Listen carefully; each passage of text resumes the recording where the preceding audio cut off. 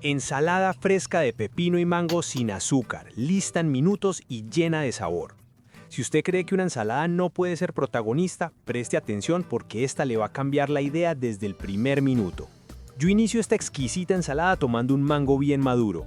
Primero lo lavo muy bien, retiro toda la cáscara y luego lo corto en rodajas. De ahí paso a cortarlo en bastones medianos, no muy delgados, para que se sientan bien en cada bocado. Y aquí quiero preguntarle algo desde ya. ¿A usted el mango le gusta bien maduro y dulce o un poquito más firme para las ensaladas? Déjeme eso en los comentarios. Paso ahora a un pepino grande. Lo lavo muy bien, lo corto a la mitad y tomo solo medio, que es lo que necesito para esta preparación. Procedo a retirar toda la cáscara, esto ayuda a que la ensalada quede más suave y elegante.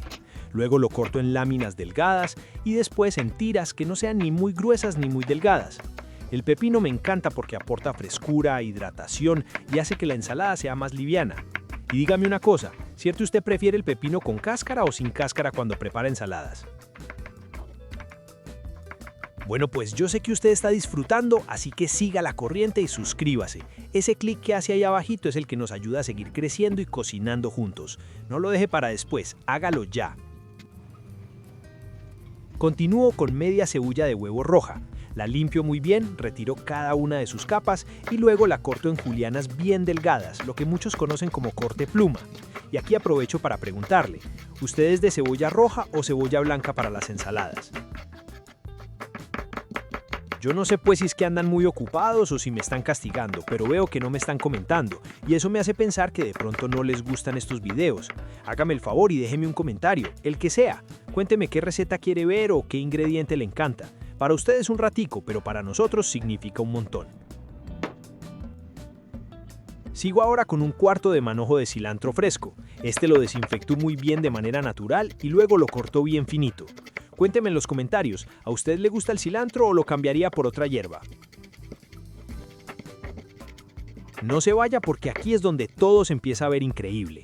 Llega la hora de combinar todo.